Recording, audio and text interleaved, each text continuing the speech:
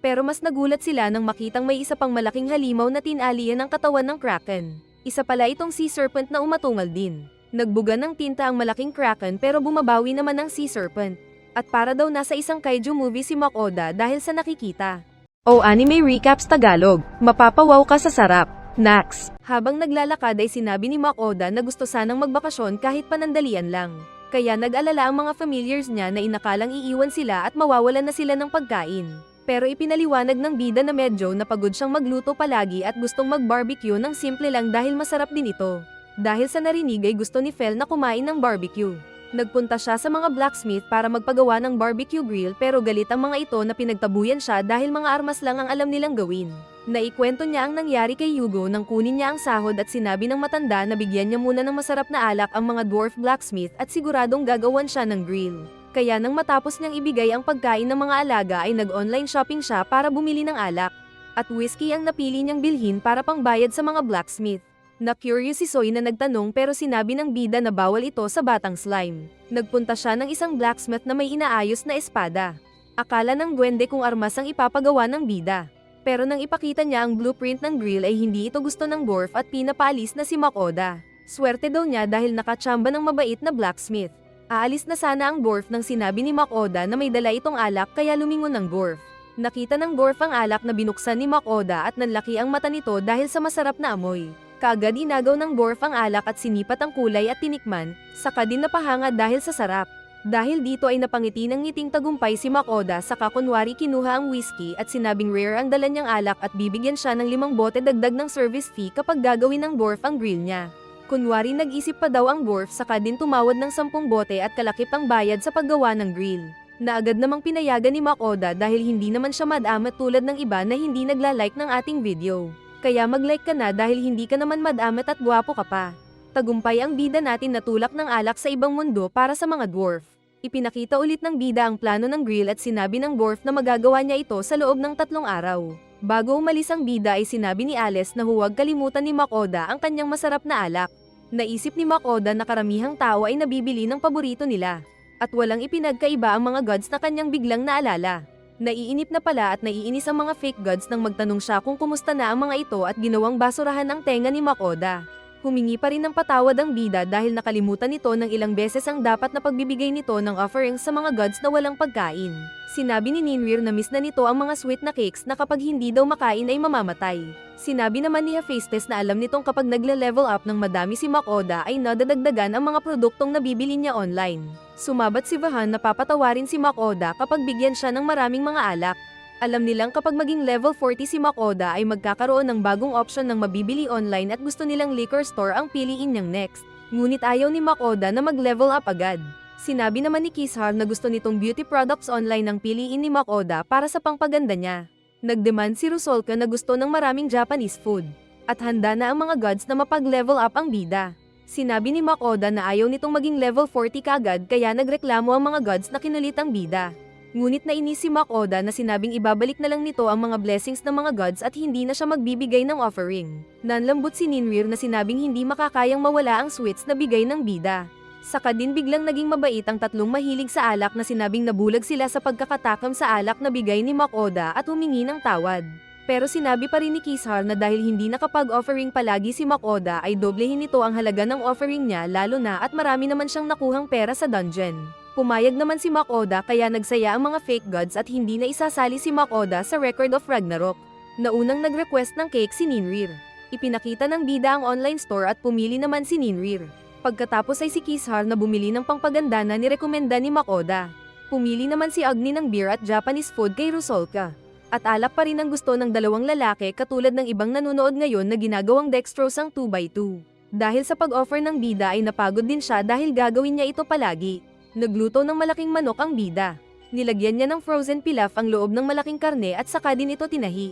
At pagkatapos pa ay inilagay na sa loob ng malaking oven. Pinakiusapan ni Makoda si Soy na gawan siya ng bagong baso at mangkok na mas malaki para sa kakainin nila. Kaya kinuha naman ni Soy ang mga mineral at pinanday sa loob ng kanyang katawan at paglabas ng mga ito ay finished product ng mangkok at mga baso. Nang maluto na ang malaking lechon ay masaya naman ang lahat dahil kainan na naman. Inislice ng bida ang karne at saka din kinuha ang laman sa loob at nilagyan ang lahat ng plato para sa kanila. At sarap na naman ng mga familiars na hindi makapaniwalang naging kakaiba ang lasa ng karne na kinakain na nila dati. Kumain din si Makoda ng nilutong karne at nalaman niyang matulis ang buto ng ibon. Pero aso, slime at dragon yung katabi niya kaya parehong buto at laman ay malambot sa kanila. Kaya nagpatuloy na lang sa pagkain ng bida. Saka din sila ng himagas ng puding na paborito ni Dora. Saka nag-isip si Makoda kung ano ulit ang kasunod na iluluto. Pero bigla siyang nakatulog sa pagod. Sa kinaroroonan ng mga fake gods ay nag-uusap ang mga lalaki at nagtataka sila kung bakit ayaw ni Makoda na maging level 40. Kaya binalak nilang mabless na lang ang bida nang hindi nito nalalaman. Kaya habang tulog ang bida ay biglang nagkaroon siya ng additional skill na magiging doble ang kanyang experience engravings. Pagdating ng araw ay pinuntahan ni Makoda ang blacksmith na hinanap agad ang alak nito na ibinigay naman ng bida. Excited siyang makita ang grill na ginawang mas malaki ng dwarf ayon sa akala nitong ikagaganda ng grill. Sinabi ni Makoda na gustong matesting agad ang grill at dahil dinala ng bida ang alak nito ay itinuro agad ang likuran ng bahay para paglutuan ni Makoda. Kaya masaya si Fel na excited dahil alam na makakakain ng masarap. Kaya sa likod ay inayos nila ang grill at magluluto daw sila ng karne ng hornball. Saka sila nag-ihaw ng karne ng kanilang ginagawang barbecue.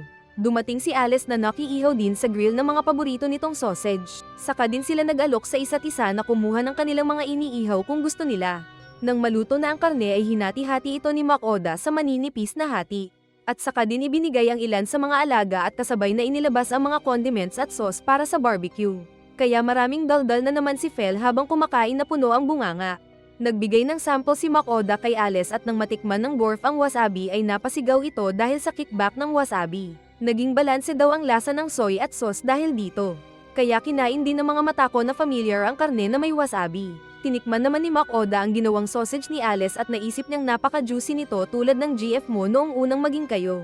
Dahil nauhaw ay iinom na sana agad si Alice ng alak na panangbayad ni Makoda.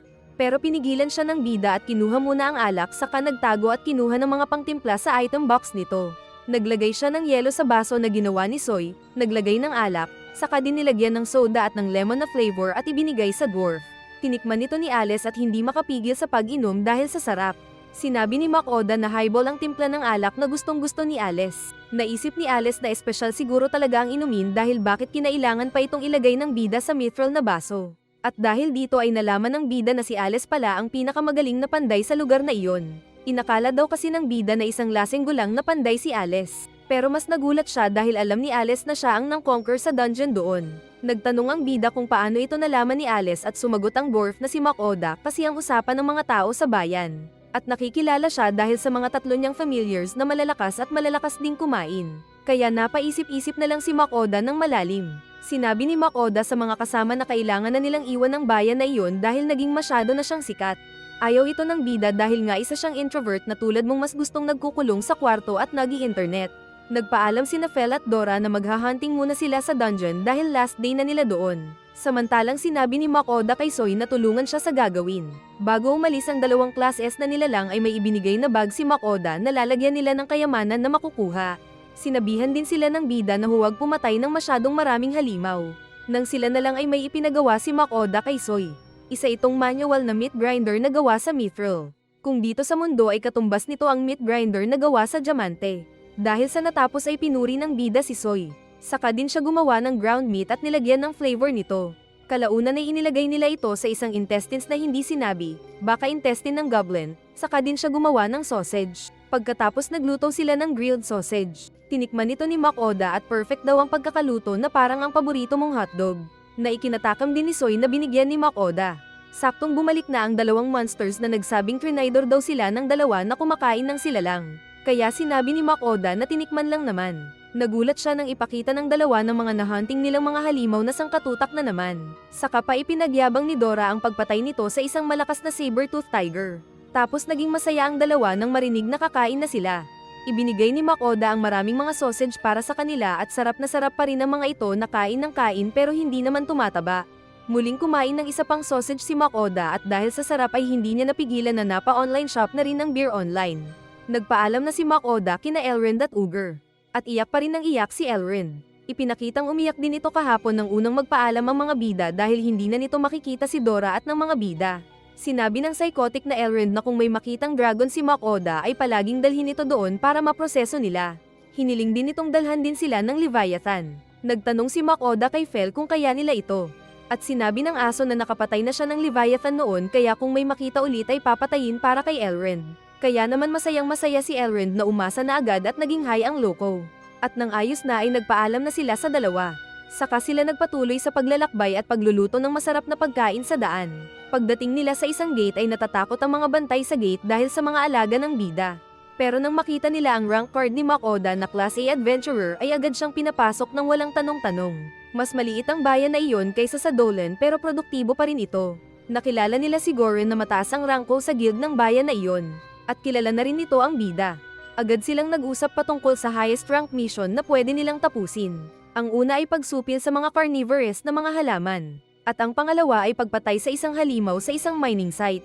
Pero para sa mga familiars ni Makoda na kausap niya sa isip, ay sinabi ng mga ito na easy lang ang mga kalaban na problema ng bayan na iyon. Kalaunan pa ay nagpunta sa guild ng bayan si Makoda at nakilala si Domenico na Vice Guild Master. Masaya daw itong makilala si Makoda na isang sumisikat na adventurer. Naghahanap kasi ng matitirahan sa lugar na iyon ang bida. Mayroon namang nirerekomenda si Domenico ng mga bahay pero nagulat ang bida dahil napakadami ng mga kwarto ng mga ito at ang gusto lang naman ng bida ay yung sakto sa kanilang apat. Sinabi ni Domenico na ang pinakamaliit ang malapit doon na mayroong tub, na nagustuhan kaagad ni Makoda at kanyang kinuha. Pagpasok nila sa bahay ay nagulat ang bida dahil mansyon naman pala yung pinasukan nila na inasahan niyang maliit lang na bahay. Habang nasa harap ng apoy ang mga familiars ay nagpunta siya ng kitchen at nakitang malawak iyon. At dahil malapit na ang kainan ay nag-online shopping na siya para masimulan ang pagluluto. Orc meat ang gagawin niyang base ng balak may luto na orc curry. Nag-slice na siya ng onion at pinalambot sa kaserola. Saka din inilagay ang dagdag na ingredients. Naglagay din siya ng pangpasarap na inilalagay mo rin sa iyong curry. At dahil sa masarap na bango ay lumapit ang tatlong familiars na hindi makapaghintay sa sinisinghot na masarap. Nang maluto na ang homemade curry ni Makoda ay ibinigay ito sa tatlo na muling nagugulat dahil sa sarap ng luto ng kanilang boss. At wala silang tigil sa mabilis na pagkain at kaagad na humingi ng take two. Kumain din si Makoda at nang malasahan ng pagkain ay namiss din daw ang lasa na iyon. Kaya lahat silang apat ay nabusog sa pagkain ng pinakamasarap na orc curry. Masaya din ang familiars na idagdag daw ito sa likes nila. Hinanda ng bida ang paliliguan nilang hot bath. Ayaw maligo ni Fel na tatakbo sana pero sinabi ni Makoda na mauna ito. Kaya pinagpawisan ng aso na ayaw pa rin. Ngunit dahil may katas ng curry si Fel sa mukha ay napilitan siyang maligo. Ayaw nitong magbabad sa hot bath kaya manual na pinaliguan na lang ito ni Makoda na parang malaking aso at gusto naman itong kinakamot. At nang matapos ng maligo si Fel ay pinag-shake nito ang sarili para tanggalin ang tubig na tumalsik sa mga kasama. Saka din naligo si Makoda kasama ng mga alagang Soy at Dora. Yucks! Huwag tutularan ng paliligo sa iisang pool kasama ng alagang hayop para iwas magkasakit. At nang matapos na sila ay saka din sila natulog sa malawak na kama. Kinabukasan ay sinabi ni Makoda na maghiwalay sila para matapos kaagad ang quest na kinuha nila sa guild office. Nagtanong si Fel kung ayos lang ba ang bida kahit wala sila. At sumagot ang lalaki na hindi bale at kasama niya si Soy. Kaya sinabi ni Soy na poprotektahan si Makoda. Muling nagbigay ng bag si Makoda sa aso para lalagyan ng makuha nilang mga bato. Habang naglalakad ay may inilabas na gamit si Makoda na gusto niyang masubukan kung effective ba o hindi. Pero natigilan siya nang sabihin ni Soy na may kakaiba sa paligid na may bakas ng pagkasira. Saka pa nila nakita ang paglabas ng isang monster plant mula sa kakahuyan. Kaagad na nagpalabas si Soy ng slime na pinatay ang evil plant. Pero marami pang naglabasan ng mga evil plant na papalapit sa kanila. Ginamit ni Makoda ang tinatago nitong galon ng herbicide na made in Japan at nag-spray sa isang monster plant. Kaya kaagad itong nalanta dahil sa herbicide na ikinasaya ni Soy. Nagpatuloy lang sila sa pagpatay ng maraming mga monster plant gamit ng slime acid ni Soy at ng herbicide ni Makoda. Napagod na kaagad ang bida pero mayroon pang dumating na mas malaking evil plant at mas maraming ulo at mga galamay na nais mahuli si Makoda. Nag-spray siya na kinasaktan ng halimaw. Pero nagalit itong hamampes kaya natamba ang umilag na bida. Sinamantala ng halimaw na makain si Makoda habang nakahiga ito pero inisprayan ito ng bida kaya nasaktan ng malaking evil plant na nanlupaypay. Binalak pa ng evil plant na umatake pero tigok ito sa huli dahil sa armas ng bida. Saka din nila kinolekta ang mga bato mula sa mga evil plants na natalo. Dumating sina Dora at Fel na natalo kaagad ang mga nasa dungeon. Sinabi ng mga ito na marami ang kalaban pero napakahina nila kaya tapos na nila agad ang quest. Saka din sila nagpunta sa pangalawang quest at binutas lang nila ang tiyan ng kalaban na Cyclops at tigok ito kaagad. Kaya sinabi ni Makoda na ayos din lang. Sa mansyon pagkatapos nilang maligo ay napansin ni Fel na lumaki ulit si Soy na hindi na malaya ni Makoda.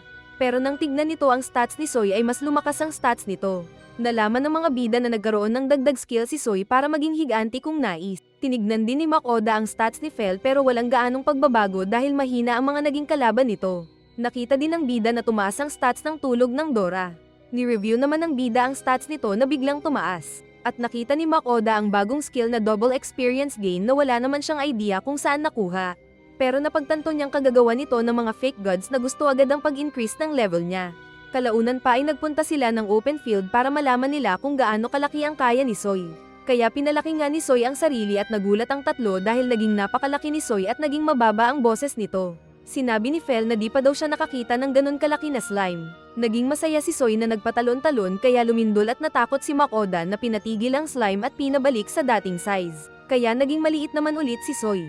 Sinabi ni Soy na kaya niyang magpalat-palat pa ng laki pero mas gusto nitong maging maliit para sakto sa bag ni Makoda. Dahil maganda ang scenery ay naisip ni Makoda na magluto doon. Saka din niya kinuha ang lulutuin at unang hinati-hati ang naglalaway na gulay na okra. Saka pinakain ng mga alagang hayop pero pansin ni Fel na kulang ng karne pero kinain pa rin ito. At ganun din ang dalawa pang alaga. Gusto pa sana nila ng dagdag pero sinabi ng bida na wala nang natira. Sinamahan ng guildmaster si Makoda na dinala ang bangkay ng Cyclops kay Horus na taga-process ng mga halimaw sa bayang iyon. At napahanga ito sa laki ng mata ng Cyclops na pinatay ng mga bida. Nagtanong sila kung ilang araw ang hihintayin para matapos ito ng butcher. At sinabi ni Horus na balikan nila ito pagkatapos ng 24 hours. Habang naghihintay ay nais muna ni Makoda na mag-shopping. Kaya sinabi ng matanda ang mga lugar na pwede niyang puntahan. Unang pinuntahan ng bida ang isang tindahan ng isang singkit na businessman at panay ang kiss-kiss ng kamay nito na parang nakachamba ng mapera. Nalaman kasi nitong A-rank ang bida kaya hindi ito nilulubayan. Kaya nasabi ng bida na liit mata pero laki kita. Anime version ni Chinky Tan hihihi. Kasunod siyang nagpunta ng isa pang store at kumuha ng baso na gawa sa Magic Stone para mapag-inuman ng 2x2 gin. Pagkatapos niyang mag-shopping ay tinipon niya ang mga nabili na ang halaga ay 168 gold coins. Ay wow sana all. Biglang sinabi ni Fel na gusto nitong magpunta ng dungeon dahil nangangati na kanyang pangkamot sa mga halimaw sa dungeon at kailangan niyang makapag-exercise. Sumagot si Makoda na hindi niya gustong magpunta ng dungeon. Subalit maging sina Dora at Soy ay gusto din nilang magpunta ng dungeon para labanan ng mga halimaw. Sinabi ni Makoda na dadaan sila bukas ng guild para manghingi ng quest para sa mga Class S na familiars pero hindi sila pwedeng magpunta ng dungeon. Nagtanong si Fel kung bakit. At ipinaliwanag ni Makoda na kailangan kasi ng maraming pagkain kapag dungeon ang papasukin nila. Naintindihan naman ito ng aso pero kailangan daw siyang pakainin ng masarap na karne sa oras na iyon. Kinabukasan ng silipin niya ang guild ay nakita si Horus na nag-aayos ng espada. Tapos na nito ang pagkatay sa Cyclops pero busy pa kasi ang guild dahil may problema. May dumating kasi na grupo ng mga orc na malapit sa kanilang village. At may kasama silang mga high-ranking at generals na orc at baka may kasama pa silang king orc. Sinabi ng guildmaster na wala silang gaanong malakas na adventurer para labanan ng mga orc kaya si Makoda ang pinakiusapan ng boss na gumawa ng quest. Sinabi ni Makoda sa mga familiars na saktong kailangan nila ng karne para sa mga iniluluto nilang pagkain. Kaya kahit boring na mga orc ang lalabanan ay pumayag ang mga familiars na kunin ang trabaho. Masaya ang guildmaster dahil sa pagtanggap ni Makoda sa quest. Saka din sila pumasok sa isang kwarto kung saan naghihintay ang ilang adventurers na makakasama ni Makoda sa quest. Masaya naman ang mga ito na makita ang isang rank A adventurer na si Makoda at nagpakilala sila ng kani-kanilang mga pangalan. Sinabi ng mga ito na hindi sana sila maniniwala na siya ang tumapos sa Dolan Dungeon, pero dahil naroon ang mga familiars ay naniwala ang mga ito. Sa isip ng bida ay nakakatakot daw ang mga kaharap pero mukha namang mga mabait ang mga ito. Nagtanong ang bida kung saan ang mga orc. Pero ipinaliwanag ni Goren na aabutin sila ng 2 araw na paglalakad para makarating sa pugad ng mga orc. Balak ng mga bida na aalis doon bukas. Kaya pinalaki niya si Soy na ikinagulat ng mga adventurers. Saka din sumakay ang mga ito sa higanti na slime. Kay Fel sumakay si Makoda at saka din sila agad na umalis at nagpatalbog-talbog ang slime. Naduduwal ang mga adventurers na parang nabuntis dahil sa pagtalbog ng slime. Dali-daling itinuro ni Makoda ang kinaroroonan ng mga orc na nagkampo doon saka nagtanong kay Fel kung gaano karami ang mga ito. At sinabi ni Fel na mga 200 ang kalaban na orc. Sinabi ni Fel na silang mga familiars na ang bahala sa pag-atake at ang mga tatakbo lang ang bantayan ng mga adventurers. Saka din tumakbo ang mga ito para umatake. Nang hinayang ang mga adventurers pero sinabi ni Makoda na madaling laban lang iyon para sa mga familiars habang inilalabas ang espada. Pag-atake ni Fel ay kaagad na maraming mga orc ang tinusok niyang na lechon. Saka din ginamit ni Dora ang apoy at ilang orc ang na lechon pa rin. Dumami naman si Soy na pinutol ang isang kahoy na bumagsak sa mga kalaban. Kaya sa unang pagkakataon ay naawa daw ang mga adventurers sa mga orc dahil brutal ang kanilang pagkamatay. Patuloy ang pag-atake ni Fel at ilang orc ang nakaligtas sa pagsabog na tatakbo sana. Kaya naghanda ang mga tao para lumaban. Inatake ng orc si Makoda na hinarang ang espada kaya ang kamay ng orc ang naputol. Saka din nagbuwelo ang Cook at tinusok ang dibdib ng mas malaking orc na natigok at bagsak. Nasapak siya ng isa pa at naitapon pero may proteksyon ng bida. Tinapunan niya ng stone bullets ang orc na nasaktan sa mukha. Saka din umilag at nagpunta sa likod ng orc at inislice ito para gawing pagkain later kaya patay ang baboy. Ipinakitang sinunog naman ni isang orc at pinatay na din nila ang maraming mga orc. Nakita ng mga adventurers ang nasirang kampo ng mga orc na sinabi nilang parang di naluhong ng buhawi. Tinawag ni Makoda ang mga familiars na tipunin na ang mga karne. Kaya naging kakaiba ang ngiti ng mga adventurers. Pagkatapos nito ay pinakain muna ng bida ang mga alaga. Saka binigyan din ng burger ang mga adventurers na unang beses makakain ng McBurger kaya nanlaki ang mga mata nila. Saka pa nagyabang sina Fel at Dora na masarap ang kanilang pagkain araw-araw kaya sinaway sila ng bida.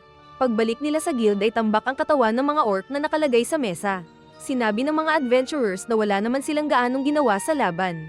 Pero nagpasalamat ang mga ito dahil sa pagbibigay ni Makoda ng fair na share mula sa reward dahil sa pagpatay sa mga orc. Nagtanong ang mga ito kung nasaan ang mga familiars ng bida. At sumagot si Makoda na pinauwi na niya ang mga ito. Nag-promise kasi ang bida na bibigyan ng mas maraming pagkain ng mga ito kapag nakinig. Saka din nag-shake hands ang mga adventurers at nagpaalam kay Makoda. Pag-uwi ng bida ay naiisip niyang gamitin ang kitchen dahil last night nila sa bahay na iyon. Gising pa si Soy na gustong tulungan ng bida sa paggawa ng salt baked meat. Nilagyan ng bida ng asin ang karne. Saka pinaghiwalay ang dilaw at katas ng itlog.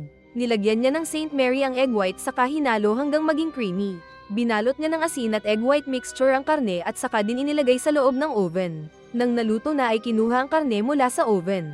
Saka din sila gumawa ng sauce na gawa sa mustard at egg yolk na hinalo ni Soy. Nagising ang dalawang matako sa karne at nagtaka sa kung ano ang inihanda ng bida para sa kanila. Pinalo ni Makoda ng stick ang mga tumigas na asin at ipinakita ang laman na karne sa loob. Kaya naging excited ulit ang mga familiars dahil sa pagkain.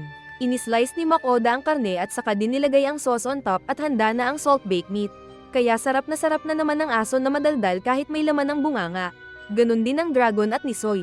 Tinikman din ni Makoda ang iniluto at juicy daw ito sa bunganga. At dahil masaya ang bida sa gabing iyon ay binigyan din ng sweet ang mga alagang Class S monsters. Kinabukasan ay kinuha ni Makoda ang bayad sa kanya ng guild. Saka din siya nagpaalam sa mga ito na sinabing good luck sa bida. Saka ulit sumakay ang bida sa aso.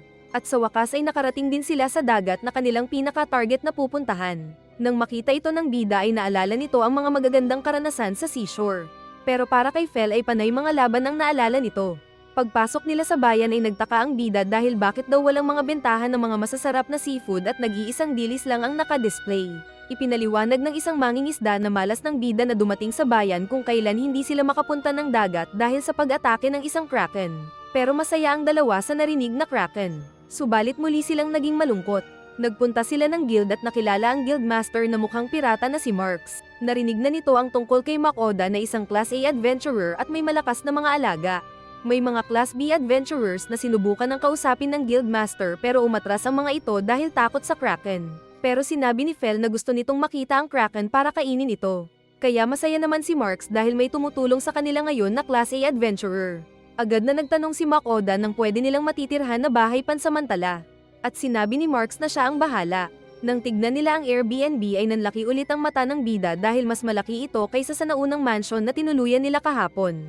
At masaya ulit ang mga bida na excited sa kanilang bagong tutulugan. Pag-alis ni Dora at Soy para maglibot ay ipinaalala ni Fel na magluto na ng masarap na pagkain ang bida. Kaya nagbukas ng online store ang bida para makapamili ng mga ingredients na gagamitin.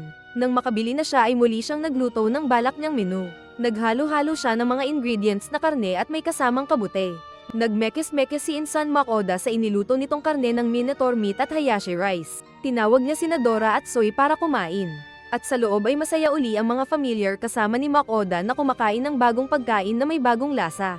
Nakarami ng take 2 ang mga classes kaya naubos ang luto ni Makoda. Pero hindi pa sila tapos dahil nag-offer pa ng panghimagas ang bida na kinamulagat ng mga familiars sa excitement. Inilabas ni Makoda ang mga sweets na kinatakam ng tatlo. At sarap na the bones ang mga ito na kinain ng matamis na tinapay. Nagpunta sila ng tabing dagat para tignan ang sitwasyon at napatanong ang tao kung paano tinalo ni Fel ang kinalaban nitong kraken noon. At sinabi ng malaking aso na nagpunta siya sa ibabaw ng mataas na talampas at ginamitan ito ng malakas na kuryente. Nagtanong si Makoda kung paano niya balak matalo ang halimaw ngayon. Pero hindi alam ni Fel kaya napamura si Makoda dahil wala pala silang kaalam-alam. Makakaya lang itong matalo ni Fel kapag makita niya pero ang problema ay malawak ang dagat. Nagpatulong sila sa ilang mga fishermen para gamitin ang kanilang mga bangka.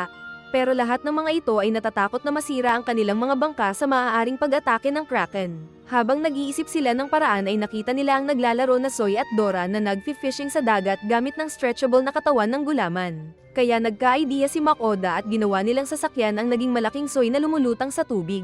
Naging masaya ito nang pinupuri siya ni Makoda na mabait na bata. Mapupuntahan din nila ang Kraken. Nang malayo na sila sa kalupaan ay sinabi ni Fel na hindi man makita pero nararamdaman ng presensya ng Kraken na nagtatago lang sa paligid. Kaya natakot ang lalaki na sinabing palakasin nito ang shield nila ni Soy. Ramdam din ni Dora ang malaking pusit. Ipinakita nga sa ilalim ang paglapit ng Kraken na biglaan din ang paglabas nito sa tubig na kinatakot ni Makoda. Pero mas nagulat sila nang makitang may isa pang malaking halimaw na tinalian ang katawan ng Kraken. Isa pala itong sea serpent na umatungal din. Nagbuga ng tinta ang malaking Kraken pero bumabawi naman ang sea serpent. At para daw nasa isang kaiju movie si Makoda dahil sa nakikita. Inutusan ni Fel na talunin ni Dora ang sea serpent at siya naman ang bahala sa Kraken. Kaya nag-charge ang dragon na umatake ng apoy. Nasinabayan din ni Fel ng pagpapalabas ng malakas nitong kuryente. Nataman ang mga naglalaban na seafood at parehong lumubog. Saka din lang lumutang na parehong tigok kaya napatawa ang dalawang siga na familiars ni Makoda. Sinabi ni Soy na nalugi daw siya dahil hindi nalabanan ng mga seafood.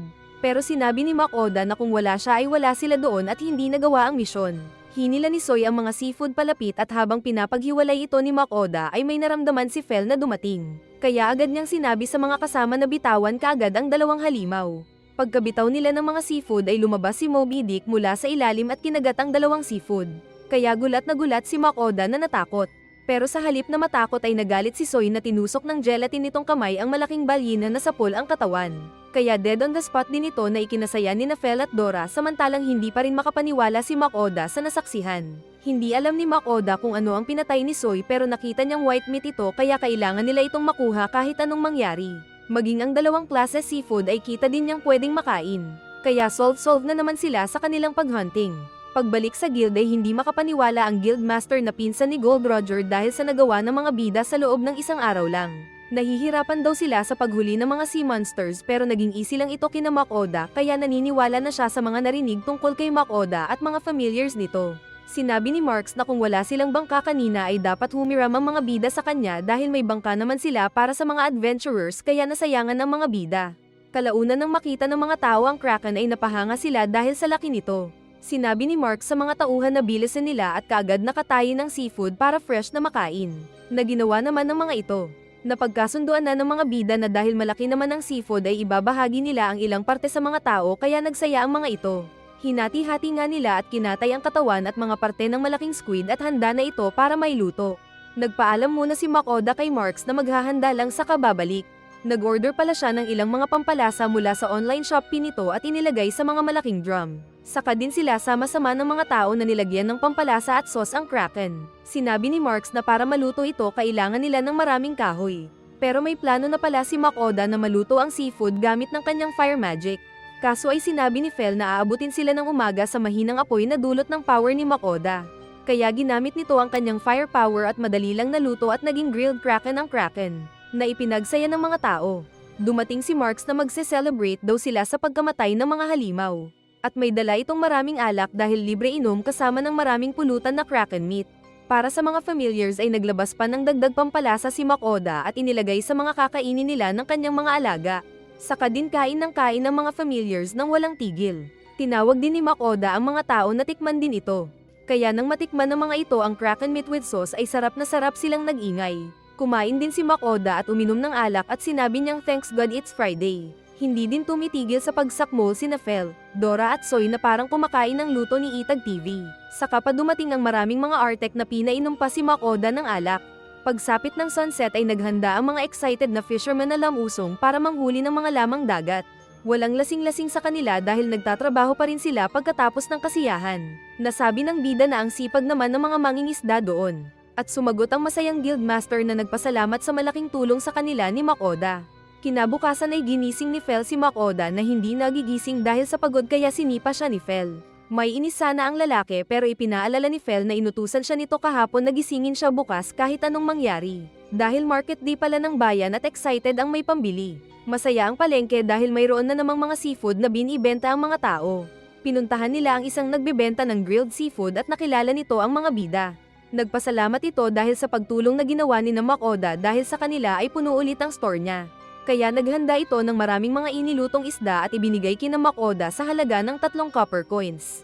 Kaya masaya naman ang mga familiars na kumain ulit ng mga seafood na alam naman nating pinakamahal na pagkain kapag pumapasok tayo sa mga restaurants. Nagpunta sila sa isa pang store at nakakita ng giant rock clams na benta ng isang babae at bumili ng marami. Mayroon ding oysters na dagdag benta ng babae na inakala ni Makoda na tulad ng nasa Japan. Sinabi niyang gusto itong lagyan ng lemon at kainin ng fresh. Pero seryoso ang mukha ng babae na sinabing nakakamatay ito. At kailangang lutuin ito ng husto. Nagpatuloy lang sila sa pagbili ng maraming mga isda at sa huli ay mas marami silang nakuha na libre kaysa sa binili. Sa mansyon ay nagkakape ang bida habang nag-isip ng lulutuhan na pagkain. Nagsindi siya ng uling kaya inakala ni Fel na barbecue ang kakainin nila. Pero iba daw ang lulutuhan ni Makoda na bagong panlasa ulit para sa mga alaga. Ayaw ni Fel ang nakitang repolyo na hinahanda ng bida pero sinabi ni Makoda na maghintay lang ito at mag-relax dahil masarap ang gagawin niya. Inihanda niya ang ginawa ng dwarf na grill na tinakpan ng malawak na bakal at parang naging burger grill. Saka din inilagay ni Makoda ang mga inihandang dough. Saka din inilagay sa tabi ang noodles na ginawang malambot. Tapos ipinatong ito sa tumigas na dough at saka din inilagay ang mga piraso ng shrimp at kraken. Nang maluto ang ilalim ay binaliktad niya ito at saka din nilagyan ng super sauce at ng iba pang toppings para sa special meal nila. At sa wakas ay naluto na ang yuki ni Miyaki na amoy seafood at lasang seafood din. Sabsab ulit ang mga familiars ng bida na napapaisip kung anong flavor naman ang kinakain nila. Nais pang magluto ni Makoda ng oyster na binili na kanyang hinalo-halo. Pero gusto ng mga familiars na matuto kung paano magluto ng yuki ni Miyaki. Pinagbigyan sila ng bida at sinubukan ni Dora na baliktarin ng yuki ni Miyaki. Pero dahil mataas ang lipad ng pagkain ay mali ang bagsak nito sa grill kaya nagreklamo si Fel na nasayangan. Muling inayos ni Makoda ang yuki ni Miyaki at si Fel ang number 1 na kumakain nito. Matakot talaga ang mga aso. Pagkatapos kumain ay nagpaalam ang tatlo para maghunting ng mga halimaw. Kaya binigyan sila ni Makoda ng bag para panlagyan ng mga bato na makukuha sa mga halimaw. Pag-alis ng mga familiars ay dumating si Marks na binati ng bida. May dala itong sulat mula kay Lambert na ikinasaya ng bida. Sinabi ng merchant na naging sikat ang ibinigay niyang supply ng mga sabon at shampoo kaya maraming mga tao ang bumili nito. Pero naubusan na siya ng stock at kailangan ng tulong ng bida para dito. Sa isip ni Makoda ay masaya siya dahil ayos ang negosyo. Pero malungkot si Marks na napansin ni Makoda kaya nagtanong siya kung anong problema. Hindi sumagot si Marks at sa halip ay sinabing marami pa siyang gagawin sa tabing dagat kaya din ito umalis. Kaya tuloy napaisip si Makoda kung mayroon na namang kraken na umatake. Samantala habang tumatakbo sina Fel at ng mga kasama ay napansin nila ang malaking anino kaya sila napatigil. At ipinakita ang malaking dragon sa ere na ikinagulat ng mga familiars. Nag-iisip si Makoda nang dumating ang 3 familiars. Sinabi ng mga ito na ayos ang lakad nila at nagamit ulit ng 2 maliit ang kanilang mga pag-atake. Nagtanong si Makoda kung anong nahuli ng mga alaga. At napasigaw siya sa gulat nang makita ang wala ng buhay na dragon na dinala ng 3. Sinabi ni Fel na isa itong red dragon na isang malakas na kalaban. Gusto sana niya itong malabanan mag-isa para mas ma-exercise siya. At ganun din daw si Soy pero sinabi ni Dora na bata pa ito para doon. Nagtanong ang bida kung anong gagawin sa dragon. Kaya sumagot si Fel na gusto nitong tikman ng malambot pang karne ng red dragon dahil bata pa ito at hindi tulad ng gurang mong kapitbahay na sigaw ng sigaw kada umaga. Dahil dragon ang nahuli nila ay naisip agad ni Makoda si Elrond na expert sa pagkatay ng mga ito.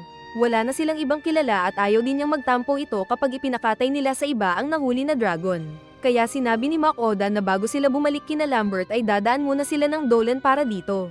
Pero bago daw yun ay nag-online shopping muna siya ng mga bottled juice. Inilabas niya ang isang manual na ice crusher at ipinadurog ito sa nagiging malakas na soy kaya mayroon na silang crushed ice. Balak kasi ni Makoda na gumawa sila ng refreshing na iced flavored na panghimagas. Nag-ayos siya ng unang scramble na nilagyan ng flavor at ibinigay kay Soy. Dahil nasarapan si Soy ay excited naman si Dora na hiniling ang kulay blue na flavor. At nag-enjoy din ito kaso ay na-brain freeze siya dahil sa lamig ng ice. Pinili naman ni Fel ang strawberry flavor na kulay red. Tinikman niya ito at naging excited sa pagkain ng scramble at na-brain freeze din ang aso. Kaya nasabi na lang ni Makoda na mas malakas ito kaysa sa tinalo nilang dragon. Pagpunta niya sa guild ay nakita ang tensyon sa mga naroon na mga tao. At maging si Marks ay hindi mapakali na sinabing may pumalit na naman silang problema na halimaw sa bundok. Parang feeling ni na Makoda na alam na ito. Kaya hiniling ni Makoda na mag-usap sila ni Marks ng dalawa lang. Sa isang kwarto ay ipinakita ni Makoda ang nahuli ni Nafel na Red Dragon na inilagay sa isang mesa. Kaya labis ang gulat ni Marks na hindi makapaniwala na tinapos na ni Makoda ang problema nila nang hindi nila alam. Hihiling daw sana ito na mahunting ito ng familiars ni Makoda pero tapos na pala. Sinabi ni Marks na Leviathan ang pinatay nilang dragon na isa sa pinakamalakas. Pero sinabi ni Fel na mahina lang ito lalo na at 3 silang pumatay dito ni Nasoy at Dora. Sinabi ni Marks na hindi na A-rank si Makoda kundi ay dapat na siyang gawin S-rank. Pero sinabi ni Makoda na wala siyang kinalaman sa pagpatay sa dragon na iyon. Pero sinabi ni Marks na karapat dapat pa rin siyang maging class S dahil crew pa rin niya ang pumatay sa halimaw. Ayaw pa sana ni Makoda pero pinagalitan siya ni Marks na sinabing S-rank sila. Kalaunan ay humingi ulit ng patawad ang bida. Dahil sa hindi nito pag-offer sa mga gods ay muling nakasimangot ang mga ito na parang mga aso na naghihintay ng pagkain na ihuhulog ng kanilang master. Nagtanong si Makoda kung anong gustong kainin ng batang god. At sinabi nitong gusto din ng Oki ni Miyaki. Kaya nagulat ang mga kasamang gods na parehong gusto din palang matikman ang masarap na kiki ni Miyaki. Sinabi ni Makoda na magpapadala ito ng ingredients para sa yuki ni Miyaki at bahala na silang magluto. Pero ayaw ng mga ito ang ibang yuki dahil ang gusto lang nila ay ang yuki ni Miyaki. Sarap siguro ng yuki ni Miyaki na yan. Kaya ito ang ginawang offering ni Makoda na ipinadala sa mundo ng mga fake gods. Napagod daw si Makoda sa araw na iyon dahil sa mga iniisip na business deals. Kaya nag-order siya ng Lost Seas Online. At pinaglaruan nila ito sa tabing dagat. Binigyan siya ng bagong classes card ni Marks. At natapos ang series. Hintayin natin ang kasunod mga lods. Dahil as long as maganda ang ratings nitong Season 2 ay siguradong may kasunod na Season 3.